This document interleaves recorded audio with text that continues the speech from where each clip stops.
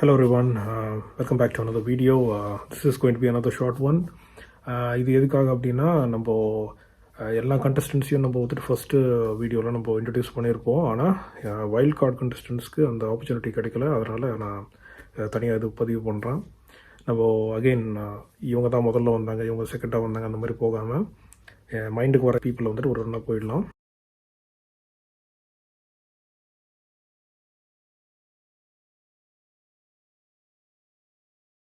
So first வந்துட்டு நம்ம அர்ச்சனாவை பார்ப்போம். So Vijay Archana first all அவங்க விஜய்ன்னு எனக்கு தெரியாது.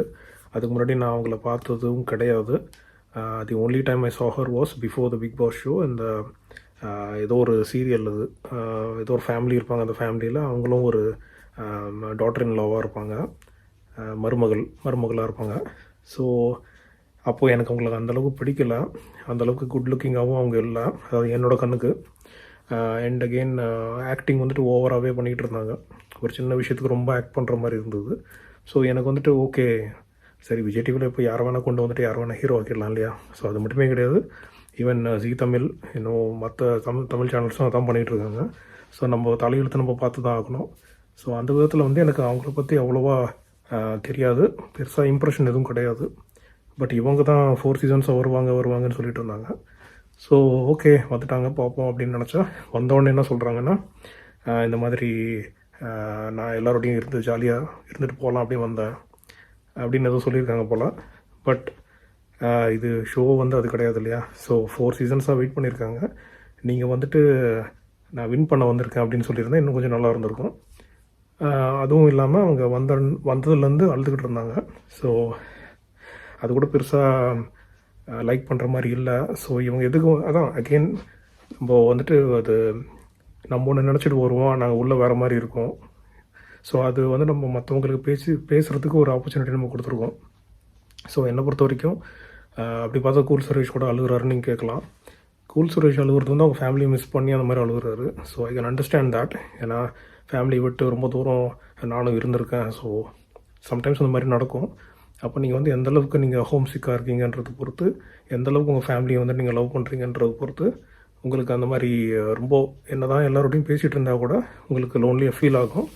அது நீங்கள் எவ்வளோ மூவிஸ் பார்த்தாலோ, பாட்டு கேட்டாலோ, எல்லாரோடையும் பேசினாலோ, ஊரெலாம் சுற்றிட்டு வந்தால் கூட உங்களுக்கு அந்த பர்டிகுலர் அந்த ஃபேமிலியோட இருக்கிற அந்த ஃபீல் வந்து வராது.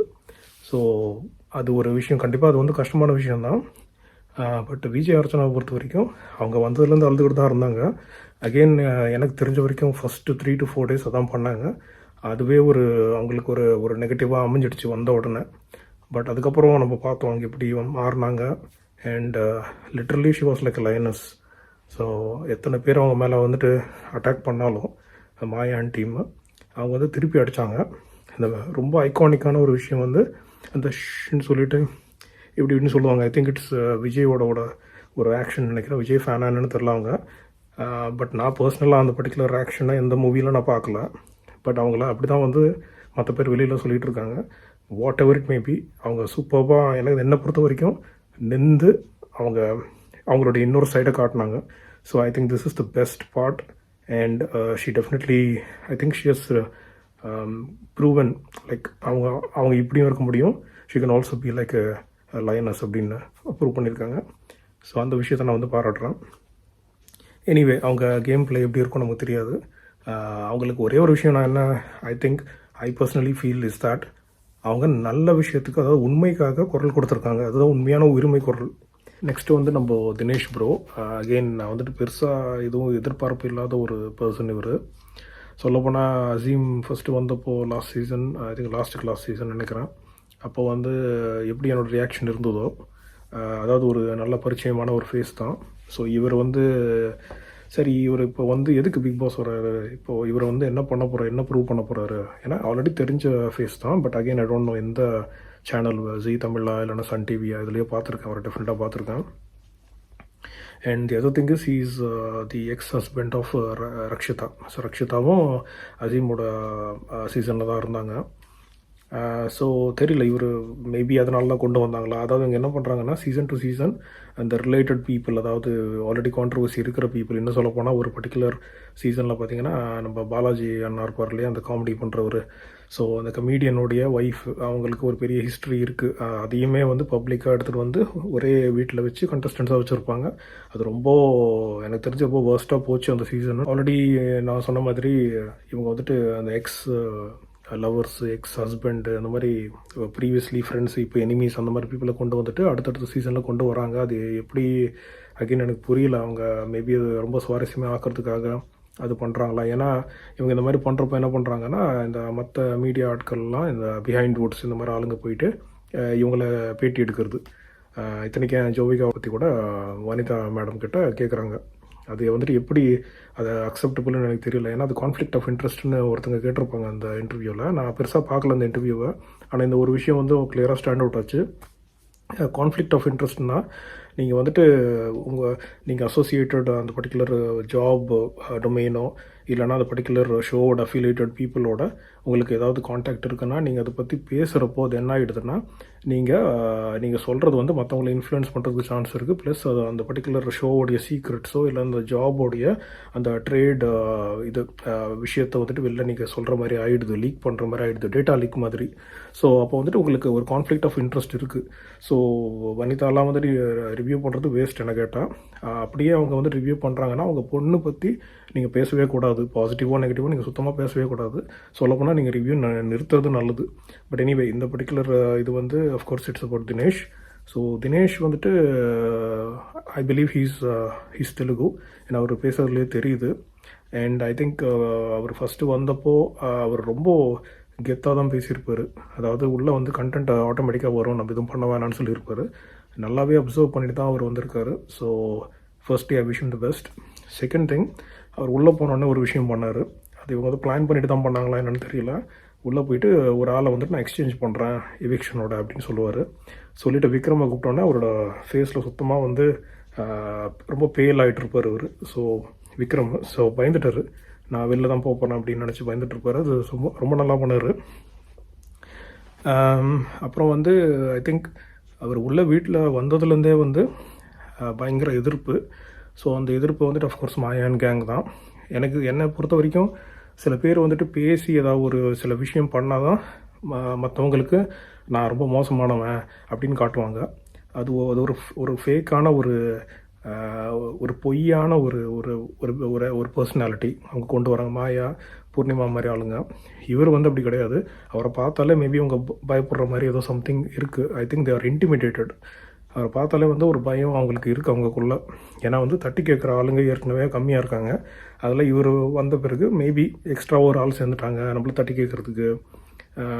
இப்போ இவரை எப்படி வெளில அனுப்புறது அப்படின்னு அது ஒரு இது மாதிரி போயிட்டுருக்கு.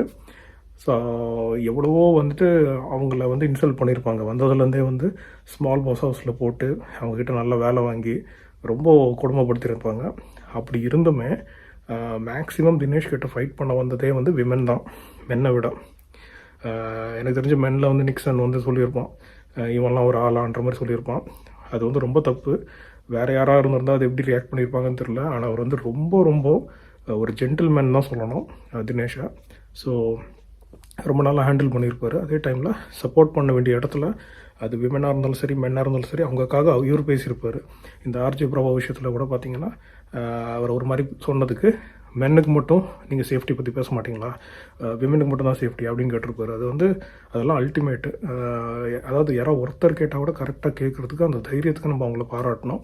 அதே சமயத்தில் தப்பான விஷயத்துக்கு குரல் கொடுக்குறவங்கள நம்ம கேள்வி கேட்டு தான் ஆகணும். ஸோ என்னை பொறுத்த வரைக்கும் I think Dinesh is a very strong player.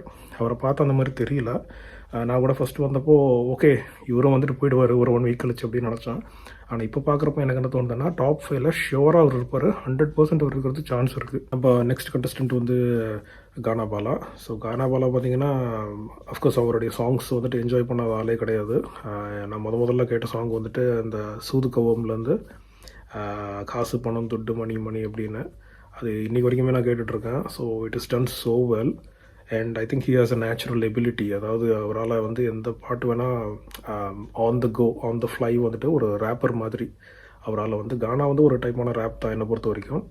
So ஒரு சுச்சுவேஷனை கொடுத்துட்டா அதுக்கேற்ற மாதிரி within minutes, not even like hours, within minutes வந்துட்டு ஒரு ஒரு டெலிவரி பண்ணுறாரு இல்லையா. ஸோ அந்த திங் வந்துட்டு அதுவும் ஒரு என்ஜாயபிள் வே அவர் பண்ணுறாரு. ஸோ இவர் வந்தால் கண்டிப்பாக சூப்பராக இருக்கும், கேம் வந்துட்டு இன்னும் தீ பிடிக்கும் அப்படின்னு தான் நினச்சேன். பட் அவரோட என்ட்ரி அதெல்லாம் ஓகே, ரொம்ப சாதாரணமாக தான் வந்தார். அண்ட் அகெயின் கமல் வந்து he said something about politics, அதெல்லாம் தேவையில்லாத, அதெல்லாம் நம்ம இக்னோர் பண்ணிடலாம். பட் எனக்கு என்ன ஒரு எதிர்பார்ப்பு இருந்ததுன்னா கானாபாலா வந்ததில், again he's I think he's the senior most நினைக்கிறேன் வயசில். அண்ட் அவர் நிறைய அனுபவம் பட்டிருப்பார். ஸோ ஹீஸ் ஃப்ரம் சம்வேர் அந்த ஐ திங்க் இந்த வியாசர்பாடி சைடு அங்கே தான் நினைக்கிறேன். அவருடைய ரெசிடென்ஸும் சரி, அவருடைய பேக்ரவுண்டும் சரி, அவருடைய இன்ட்ரோ வீடியோவும் பார்த்தேன். ஸோ அதுவும் நல்லா, I think I believe is a Christian. And அவர் வந்து இந்த யூஸ்வலாக அந்த மாதிரி ஆட்களை வந்துட்டு எதுக்குமே இன்வைட் பண்ண மாட்டாங்க அப்படின்னு சொல்லியிருப்பார். ஆனால் அதே ஆள் வந்துட்டு ஒரு 350 votes வந்துட்டு மிஸ் ஆகிருக்காரு அப்படின்றது வந்துட்டு ஒரு ஒரு ஒரு ஒரு ஷாக்கிங்காக தான் இருக்குது அந்த விஷயம். But at the same time அப்படி இவ்வளோ தூரம் வந்திருக்காருன்னா பியூர்லி அவரோட முயற்சியால் தான் வந்திருப்பார், அவரோட திறமையும் முயற்சியும். ப்ளஸ் அவர் வந்து மல்டி டேலண்டடு. ஸோ இவ்வளோ விஷயம் இருக்கிறனால, அண்ட் அவர் நிறைய மேபி நிறைய ஃபெயிலியர் சந்திச்சிருப்பார் அவரோட லைஃப் டைமில். ஸோ இதெல்லாமே வச்சுட்டு பிக் பாஸ்லாம் ஒன்றுமே கிடையாது, தூக்கி சாப்பிட்ருவார் அப்படின்னு தான் நினச்சேன். ஆனால் ஃபஸ்ட்டு வீக்லேயே நான் பார்த்துட்டேன் அவர் வந்து நம்ம எதிர்பார்த்தது ஒன்று, அவர் வேறு மாதிரி இருக்கார். ஐ திங்க் இனிஷியலாக அவர் ஒரு 2 வாட்டி பேசியிருப்பார். அவர் பேசுகிறப்ப எல்லாமே வந்து அந்த பிக் பாஸ், ஸ்மால் பாஸ் வீடு ஆளுங்க வந்து எல்லாத்துக்குமே முட்டிக்கிட்டு இருப்பாங்க. அப்போ வந்து இவர் நடுவில் பேசுவார். அப்போ யூஸ்வலாக ஒரு புதுசாக வந்த ஆளை வந்துட்டு, இப்போ அன்னபாரதி கூட வந்தாங்க, அவங்க பேசுகிறப்போ வந்துட்டு பெருசாக வந்து ஸ்பேஸ் தரமாட்டாங்க. ஏன்னா இப்போ தானே வந்திருக்கேன், நீ முதல்ல அப்சர்வ் பண்ணுன்ற மாதிரி தான் இருப்பாங்க. அதுவும் பிரதீப்லாம் இருந்தப்போ வந்துட்டு பேசுகிறதுக்கே யோசிக்கணும். அந்த மாதிரி ஒரு பயங்கர ஒரு டெரராக இருந்தார் அவரும் சரி, மாயாவும் சரி. ஸோ அப்போ இவர் வந்து பேசுகிறப்போ எல்லாருமே ஒத்துக்கிட்டாங்க, அவர் வந்து அக்செப்ட் பண்ணிக்க ஆரம்பிச்சிட்டாங்க. ஸோ அதுவே அவரோட பெரிய ப்ளஸ்ஸு. அவர் வந்து நான் என்ன நினச்சேன், அதை ஒரு மொமெண்டம் யூஸ் பண்ணி அவர் அடுத்து வீட்டுக்குள்ளேயே ஒரு பாப்புலர் ஒரு சாண்டி மாஸ்டர் மாதிரி, இல்லைனா ப்ரீவியஸ் சீசனில் யாருன்னு தெரில. ஸோ அந்த மாதிரி அவர் இம்ப்ரூவ் ஆகிட்டு எல்லாரையுமே அவர் சைடு கொண்டு வந்துடுவார். சொல்லப்போனால் மாயா சைடும், ஈவன் விசித்ரா மேடம் சைட்லேயும் எல்லாரையுமே வந்து அவர் ஒற்றுமையாக ஆக்குவார்னு நான் நினச்சேன். அட்லீஸ்ட் அவருக்கு சாதகமாக நடந்திருக்கும் அது. பட் கடைசியில் அவர் அந்த மாதிரி எதுவும் பண்ணல. சாரி, அவர் டம்மின்னு தான் சொல்லணும். அவர் அந்தளவுக்கு ரொம்ப டல் ஆகிட்டுருக்காரு. எனக்கு என்ன சுத்தமாக அவர்கிட்ட பிடிக்கல அப்படின்னா, இது வரைக்கும் பார்த்ததில்ல, எஸ்பெஷலி பிரதீப்போட இஷ்யூலையும் சரி, அவர் எல்லாரோடையும் சேர்ந்து எப்படி சொல்கிறது, அவர் சைடு எல்லாரையும் இழுக்கிறது போயிட்டு அவர் எல்லா சைடும் போகிறாரு. ஸோ ஆப்போசிட் ரிவர்ஸ் ரியாக்ஷன் மாதிரி ஆகிடுச்சு. ஒரு வேளை அவருக்கே சந்தேகம் வந்துடுச்சா என்னென்னு தெரியல, நம்ம வந்துட்டு எங்கே எத்தனை நாள் சர்வைவ் ஆகும்னு தெரியல அப்படின்னு நினச்சிக்கிட்டோம் என்னவோ. அவருக்கு இன்னொன்று என்னென்னா, அவர் கொஞ்சம் இந்த லாங்குவேஜ், அதாவது இங்கிலீஷில் சில விஷயம்லாம் சொல்கிறாங்க. ஸோ அதாவது பிக் பாஸ் ஏதோ சொல்கிறப்பையோ இல்லைனா ரூல்ஸ் சொல்கிறப்பையோ வந்து அவருக்கு அது அடாப்ட் ஆகிக்க முடியல, அவருக்கு புரியல. இன்னொன்று பார்த்தீங்கன்னா, சொல்லப்போனால் அவருடைய ஃபஸ்ட்டு டவுன்ஃபாலே நான் எங்கே பார்த்தேன்னா, அர்ச்சனா வந்துட்டு எல்லாருக்கும் மன்னிப்பு கேட்பாங்க பப்ளிக்காக. அப்போ வந்துட்டு யாருக்கு மன்னிப்பு அப்படின்னு அவர் திரும்ப தேவையில்லாமல் கேட்டிருப்பார். ஸோ அது என்ன அவர் ப்ரூவ் பண்ண வராருன்னு தெரியல. முக்கால்வாசி நேரம் அவரை பார்த்தீங்கன்னா, நான் சில ஸ்க்ரீன்ஷாட் ஷேர் பண்ணுறேன் எண்ட் ஆஃப் த வீடியோ, எல்லா இடத்துலையுமே வந்துட்டு கையை கட்டிட்டு தான் பார்த்துட்ருக்காரு என்ன நடக்குது அப்படின்னு. அட்லீஸ்ட் விக்ரம் இவங்கெல்லாம் வந்து எதாவது பேசுகிறாங்க, சும்மா சால்ராவது அடிக்கிறாங்க. இவர் என்னடான்னா, என்ன அவருக்கு வந்துட்டு அவர் வந்துட்டு அவங்க சைடை எஸ் சொல்கிறாரா நோ சொல்கிறாரா ஒன்றுமே தெரியல. ஸோ அவரும் ஒரு செட் பீஸ் மாதிரி தான் இருக்கார். ஆனால் என்ன மூவ் ஆகிட்டுருக்காரு இங்கேயும் அங்கேயும். நெக்ஸ்ட் கண்டஸ்டன்ட் பார்த்தீங்கன்னா அன்னபாரதி. ஸோ அன்னபாரதியை பற்றி அகெயின் நான் அவங்கள எங்கேயோ பார்த்த மாதிரி இருக்குது. மேபி பட்டிமன்றம் அந்த மாதிரி ஏதாவது திங்ஸில் இருந்திருப்பாங்க. பட் அகெயின் இவங்களை வந்துட்டு ஐ திங்க் பவா செல்லதுரை சாரை கூட்டு வந்த மாதிரி இவங்களையும் கொண்டு வந்திருக்காங்கன்னு நினைக்கிறேன். Again about to spread the pride of Tamil literature and the talents. அதாவது இவங்களுக்கு I think it's a good thing to give chance to such people. At the same time நான் ஏற்கனவே சொன்ன மாதிரி இவங்க எப்படி இந்த ஷோ வந்துட்டு மாற்ற முடியும்னா இந்த பாசிட்டிவ் வே அவங்க எப்படி இம்பேக்ட் கொடுக்க முடியும்னு எனக்கு தெரியல. பட் எனிவே அவங்க வந்துட்டு ஐ திங்க் அவங்க ஷீ பிளேட் அர் கேம் ஃபேர்லி. ஐ திங்க் நல்லா தான் அந்த இன்ட்ரொடக்ஷனும் நல்லா இருந்தது, எல்லாரும் பற்றியும் கரெக்டாக சொன்னாங்க பயப்படாமல். ஆனால் அதே தைரியம் அவங்க கண்டினியூ பண்ணியிருந்தால் நல்லா இருந்திருக்கும். ஸோ அந்த அவங்களுக்கு கொடுத்தது அந்த 1 வீக் தான் இருந்தது. அதுக்குள்ளேயே அவங்க டார்கெட் பண்ணி தூக்கிட்டாங்க. ஆனால் ஐ திங்க் அன்னபாரதி கிட்ட ஒரு பாசிட்டிவ் திங் நான் சொல்லணும் அப்படின்னா, அவங்க வந்து அந்த உரிமை குரல் தூக்குனாங்க வந்த ஃபர்ஸ்ட் வீக்லேயே. I think I can understand why she did that. At the same time வந்துட்டு அவங்க பிரதீப்பை வந்துட்டு எவிக்ட் பண்ணலாமா வேணாமான்னு கேட்டதுக்கு, வேணாம் சார், நம்ம வந்துட்டு அவருக்கு சான்ஸ் கொடுக்கலாம் அப்படின்னு சொன்னாங்க. அந்த ஒரு விஷயத்த நான் டெஃபினட்டாக அப்ரிஷியேட் பண்ணுறேன். மற்றபடி அவங்க ஆல்ரெடி எவிக்ட் ஆகிட்டாங்க. இருந்தாலும் அவங்களுக்கு இன்ட்ரொடக்ஷன் கொடுக்கறது என்னோட கடமை. நம்ம லாஸ்ட் அண்ட் ஃபைனல் கண்டஸ்டன்ட் வந்து RJ Bravo. So RJ Bravo பார்த்திங்கன்னா நல்ல கெத்தாக வந்து இறங்கியிருப்பார். பட் அவரோட பேரோ இல்லை அவரை பற்றி எங்கேயுமே நான் கேள்விப்பட்டது கிடையாது. It's the first time. அவர் வந்து இறங்கின அந்த விதம் அதெல்லாம் பார்க்குறப்போ ஒரு பாலிவுட் ஹீரோ அந்த மாதிரி ஒரு இன்ஃப்ளூயன்ஸ் இருக்கிற ஆள் தான் அப்படின்னு நினச்சேன் நான். ஆனால் வந்த உடனே ஒரு புஷ்ஷுன்னு போச்சு விஷயம். அது என்னென்னா, நான் வந்துட்டு உங்களெல்லாம் பார்த்துட்டு போக தான் வந்திருக்கேன் அப்படின்னு அவரும் அர்ச்சனா சொல்கிற மாதிரியே சொல்லிட்டாரு. அர்ச்சனாவது ஓரளவுக்கு நான் விளையாட வந்திருக்கேன்ற மாதிரி சொன்னாங்க. ஆனால் இவர் அது சுத்தமாக கிடையாது, நீங்கள் விளையாடிக்கிங்க, நான் வின் பண்ண வரல அப்படின்னு இவர் ஓப்பனாகவே ஒரு டெஸ்டிமோனி கொடுத்துருக்காரு. இது ஏற்கனவே எப்படி தெரியும் உங்களுக்கு, இந்த மாதிரிலாம் பேசினா அவங்க என்ன பண்ணுவாங்க? ஸோ ஆரம்பத்துலேருந்தே வந்து இவர் ஒரு ஈஸி டார்கெட்டாக எல்லாருமே பண்ணுறாங்க. அது ஸ்மால் பாஸாக இருந்தாலும் சரி, பிக் பாஸ் ஹவுஸ் மேட்ஸாக இருந்தாலும் சரி. ஆர்ஜே ப்ரோவை பற்றி மற்றபடி சொல்லணும் அப்படின்னா, ஐ திங்க் அவர் வந்தோடனே எல்லாருக்குமே ஒரு ரேங்க் கொடுத்துருப்பாரு, ஸ்டார்ஸ் மாதிரி கொடுத்துருப்பாரு. அப்புறம் வந்து அந்த விலாக் எடுக்கிற மாதிரி வீடியோ வச்சு பேசியிருப்பார். இதெல்லாம் கொஞ்சம் ஓவர் பில்டப்பாக தான் இருந்தது. பட் அவர் வந்துட்டு அப்போவே பிரதீப்புக்கு ஹையஸ்ட் ரேட்டிங் கொடுத்துருப்பார். ஐ திங்க் 7 கொடுத்துருப்பாருன்னு நினைக்கிறேன். மீதி பேருக்கு எல்லாமே 4 கொடுத்தாரு. அந்த 4 வந்துட்டு அது எப்படி இருந்ததுன்னா, அதை விட கம்மியாக கொடுத்தா அவங்களோட பிரச்சனை வரும்ன்ற மாதிரி சேஃபாக 4 கொடுத்துருந்தாரு. பட் எனிவே அவர் I think introduction wise okay தான், நல்லா தான் இருந்தது. பட் அவர் இன்ட்ரொடக்ஷன் இருந்த அளவுக்கு கூட அவர் வீட்டில் இல்லைன்றது தான் அங்கே விஷயம். ஏன்னா அவருக்கு அவருடைய பேருக்கு ஒரு களங்கம் வருது. இப்போ பிரதீப் அப்பா ரெட் கார்டு கொடுத்து அனுப்பின மாதிரி இவருக்கும் வந்துட்டு ஒரு கெட்ட பேர் கொடுக்கறதுக்கு அவங்க தயங்கவே மாட்டாங்க. இருக்கிற அந்த வீட்டில் இருக்கிற ஆளுங்க அவங்க எப்படிப்பட்ட டேஞ்சரான பீப்புள்ன்றது வந்து அவருக்கு இந்நேரத்துக்கு தெரிஞ்சிருக்கணும். அவருக்கு இருக்க மெச்சூரிட்டிக்கு அவர் பார்த்தா ஒரு மெச்சூரான பர்சனாக தான் தெரிகிறாரு. பட் அவரோட பிஹேவியரில் அது தெரியல. அவர் எப்படி இருக்காருன்னா, சொல்லிட்டு போகிறாங்கன்ற மாதிரியும் இருக்கார். அட் த சேம் டைம் வந்துட்டு ஒரு பாசிட்டிவாக அவரை பற்றி சொல்லணும் அப்படின்னா, அந்த ஜட்ஜ்மெண்ட் டாஸ்க் இருந்து கோர்ட்டு டாஸ்க்கு, அதில் வந்து அவர் ஃபேவரபுளாக தான், அதாவது கரெக்டாக நியாயமாக பேசியிருப்பார். அதை வந்து இவங்க கிண்டல் அடிச்சிருப்பாங்க. விஷ்ணுவும் பாலவும் கிண்டல் அடிச்சிருப்பாங்க. அர்ச்சனா கூட இருப்பாங்க. அப்போது தேவையில்லாமல் ஒரு டென்ஷன் ஆவார். அதாவது உங்களுக்கு கலாய்க்கிறாங்கன்றது கூட உங்களுக்கு தெரில. நீங்கள் பாஸ் பண்ண ஜட்ஜ்மெண்ட் கரெக்டு தான், யாருமே தப்பு சொல்லலை. பட் அது கேட்குற விதம், ஐ திங்க் நான் சொன்ன மாதிரி இந்த கானா பாலா வந்துட்டு இப்போது ஒரு நெகட்டிவ் இமேஜ் அவராக க்ரியேட் பண்ணிக்கிறாரு. அவர் எந்த இடத்துல பேசணும், எப்படி பேசணும்னு தெரியல. இவ்வளோ மெச்சூரிட்டி இருக்கிற ஒரு ஆள் வந்துட்டு தேவையில்லாமல் ஒரு கலாய்க்கிறாங்கன்னு கூட தெரியாமல் ஒரு சீரியஸாக பேசினது தான் அங்கே பிரச்சனை. அதில் ஒரு டென்ஷன் ஆகிட்டார் ஆர்ஜே ப்ராவோ. ஸோ எனக்கு தெரியல, இது அவரை வாரம் அவர் வந்துட்டு அவரும் தப்பிச்சுட்டு வர்றாரு. 2 பேருமே தப்பிக்கிறாங்க, கானாவும் நம்ம ஆர்ஜே ப்ராவோவும். ஆனால் ஆர்ஜே ப்ராவோ வெளில போகிறதுக்கு ஹை சான்சஸ் இருக்குது. இவங்களாம் பார்த்து காப்பாற்றினா தான் உண்டு. யார்? மாயா ஆண்டி.